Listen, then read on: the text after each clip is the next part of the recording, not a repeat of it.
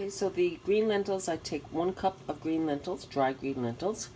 It's not necessary to soak them, but I like to soak them for about a half an hour just to clean them because they do, the water appears to be a little dirty. So I clean them off and then I just put them on boil for 15-20 minutes. Just check them after 15 and then adjust accordingly. Don't cook them too much so they're mushy, but make sure there's no bone in the middle of them. Okay, the recipe calls for about 10 mushrooms. I like these dried mushrooms. They have so much flavor, but you can use fresh or whatever kind of mushroom you want, really. But these are a mixture of gourmet, porcini, shiitake, etc. So there's about 10 of them there. So then I just boil the kettle, pour some water on it. Now, I'm going to just add a little bit more because when these are imbibed and soft, you drain off the fluid, the liquid, but do not throw it away. That's going to be the base of the gravy that you're going to make afterwards. Okay, so I've had these draining for quite some time in a sieve, and then these are the lentils. Then I make sure they're good and dry, and I mash them, and then we're going to add this to the lentil mixture. So I have 1 onion, finely chopped, 2 garlic, finely chopped, 2 carrot, finely chopped, 10, I used wild mushrooms, the dried ones, but you can use fresh if you wish. Just make sure that they're, if you're using the dried ones, make sure they're well drained. Save the liquid that you have that comes off the dried mushrooms, as this is going to be a really good base for your gravy. Then I have a ½ cup of walnuts, finely chopped. I roasted them for 10 minutes at 350. It really brings out the flavor of the walnut. 1 celery stalk, finely chopped, and dry mustard. So to get this all finely chopped like that, what I did was put it in separately in a food processor and give it a few whizzes. So now what we're going to do, we're going to fry this up, and when that's done, we'll add it to the lentils. Okay, now that the onion and carrot, walnut, etc. Is cooked, I cooked it for about 10-12 minutes till the onions look like they're translucent and cooked. And so now we're going to add this to the mashed chickpeas, and we're going to mash the daylights out of them. The more you mash these together, and you don't have to make it smooth or anything like that, but they'll stay together better if it's really well blended. So once this is all combined really, really well, doesn't look that appetizing, doesn't it? It's delicious though. I like to just make sure it's cool and then pop it in the fridge with a lid on it or something and let it sit for, say, an hour. They will, it'll form better if you let them sit as well.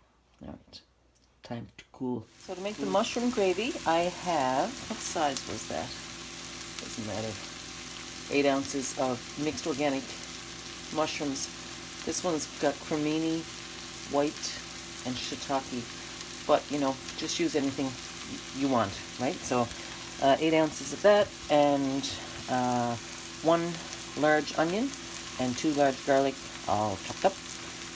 And we're just going to fry that, and this is going to be the base of our mushroom gravy.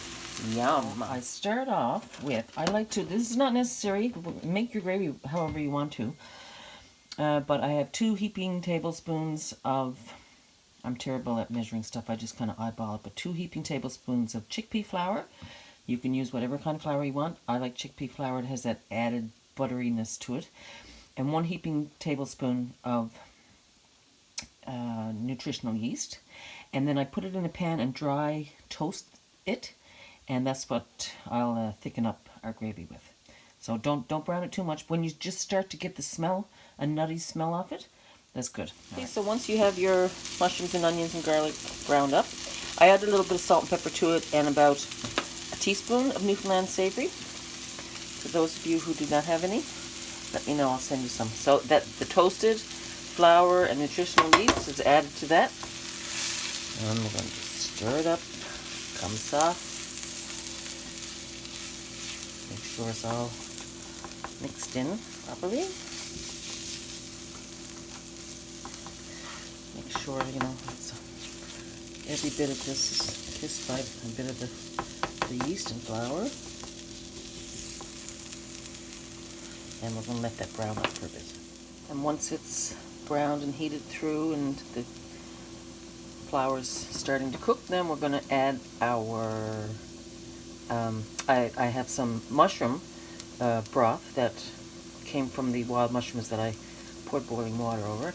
And I also added a bit of vegetable stock. Now I like to add a little bit of this at a time and stir it so you won't get lumps. Stir that in.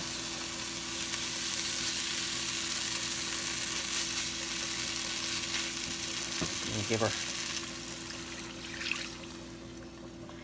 Yeah, so that liquid, that was cold broth, not hot. Best to do it cold. And you just let that heat through and it'll thicken up as you go. You can, if you find it too light, you're welcome to add a bit of gravy browning. Sometimes I use a little bit of soy sauce or tamari or Maggi seasoning, something to that effect. Yeah, just watch the salt, right? As all those things are salty. So once that thickens up, we're good to go. Okay folks, so here I have my 6 burgers that I got, and I form them and squeeze them really tight when you're making them, right? And then form them uniformly. And I want to just roll them in a little bit of, you can roll them in flour. I'm rolling these in white cornmeal because I'm going to give some to a friend of mine who's gluten intolerant. Yeah. So I'll just do those. Won't really bore you with all this. I'll just do all of them and then they're ready to fry. Okay? Good idea? Okay, so I'm just going to fry up a couple. I'm not eating all that. I got it on, out of 10, I have it on a 7, so I might rearrange it. When I get them browned on either side, I'll turn it down so it cooks right through. Well, it's already cooked, but heats through, I should say. And the gravy is simmering away. It's delicious wild mushroom gravy. And there you have it, folks. We have. I'm going to try one. Try and watch my boyish figure. And some gravy. Gravy is delicious. Oh, yeah. Yes, sir. Gonna be good. Hope you enjoy it, folks. Bye.